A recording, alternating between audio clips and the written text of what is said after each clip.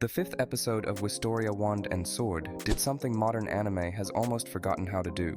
It made me feel the consequences. Not just show a cool fight, not just throw in another power-up, not just end the episode on a loud cliffhanger for hype. After episode 4, I was overwhelmed with emotions. And that's exactly why episode 5 ended up being so important. Because this isn't an episode about victory, it's an episode about what remains after it. And the further Will's story goes, the more I realize the creators aren't building just another generic hero's journey.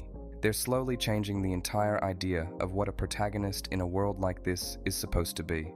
This episode isn't about action, it's about the price they paid in episode 4. Without that, you can't fully understand episode 5 the right way. Director Tatsuya Yoshihara, the same guy who worked on Black Clover, knows how to build a true point of no return. In season 2, he was promoted to chief director. He knows how to make you believe everything is hopeless and then give you just enough room to breathe. When Will starts moving, the animation feels almost physical. You can feel every burst of movement, every swing of the sword. In episode 4, Will lost almost everything. Rosti is gone now. He left as someone we'd already grown attached to, but for the story, his role is over. And when I saw what happened to Professor Werkner, I genuinely stopped breathing for a second. Then when it turned out he was okay, it wasn't just relief, it felt like a celebration. Because this anime uses emotional highs and lows, but it does it with an insane level of professionalism. Why does all of this hit so hard? Because the world of Wistoria is built on one simple rule: magic is everything. It's not just an ability. And yeah, in some ways Will might remind people of Asta, but Will is a completely different kind of character. Because the way I understand it, the Queen of Magic, Mercedes, didn't just notice potential inside him. She created him as the fifth element, someone capable of uniting both wand and sword. His unique ability, Whis, allows him to absorb other people's magic, copy spells from any element, use elemental magic without limits or restrictions, and on top of that, he has absurd physical stats, overwhelming strength, speed, endurance, and the ability to read opponents almost instantly, memorizing their patterns after a single clash. In episode 4, Will used Elfaria's unique spell, something she spent years creating, like it was nothing special at all. One strike and Devander was defeated.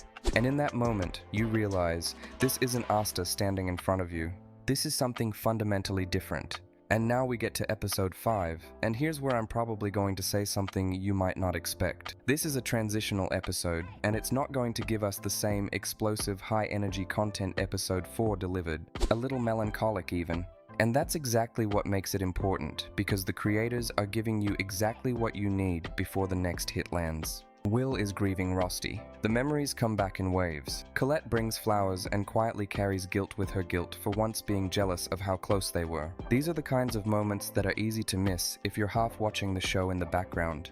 Honestly, I strongly recommend not doing that. This is one of the few anime where I can confidently say you really need to watch it. Also, if you enjoyed this video, I'd really appreciate it if you left a like and subscribe to the channel. This is my first video in this kind of format, and your support would genuinely mean a lot to me. And I'll be honest about the weaker parts too. The first 10 minutes of episode 5, especially after how explosive episode 4 was, can feel a little slower. The flashback editing is done carefully, but without the same intensity we got used to before. So if you're expecting that same non-stop tension, episode 5 doesn't really aim for that. Because the tower isn't the finish line. The tower is actually a trap, and here I need to say something important. For those who haven't read the manga, let me briefly explain what's coming next. Because in episode 6, you're finally going to see the tower's true face. The tower is not going to welcome Will the way he expects. Episode 6 marks a major shift in the story. It's the kind of twist that hits exactly when you finally relax, right when you think the hero has finally reached a safe place. But he hasn't, and this is only the beginning. And it's important to understand that now, right after episode 5. Because the feeling of recognition and triumph you just experienced alongside Will isn't the final destination of his journey. And the creators know exactly how to play with that contrast. We live in an era where protagonists gain power either by birthright or pure luck, where progression feels like pressing a button instead of paying a price for it.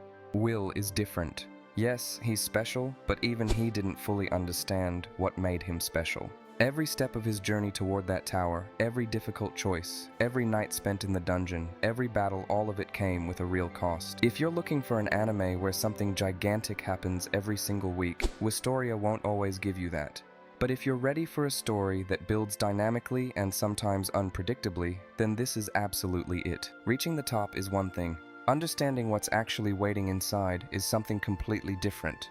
And very soon, Will's entire perception of the tower, the Magia Vander, and the higher mages is going to change completely. So, what do you think? Is Will actually ready for what's waiting for him in episode 6? Definitely let me know in the comments how you felt about episode 5.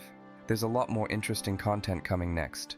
And honestly, I've got good news for you too. This anime is almost guaranteed to get at least 2 more seasons. Based on my calculations, one anime episode adapts around 2 manga chapters. Right now, the manga already has over 50 chapters available, which means there's easily enough material for at least 2 more seasons. And the manga is still ongoing, with no ending in sight yet, so make sure you subscribe to the channel so you don't miss everything that's coming next.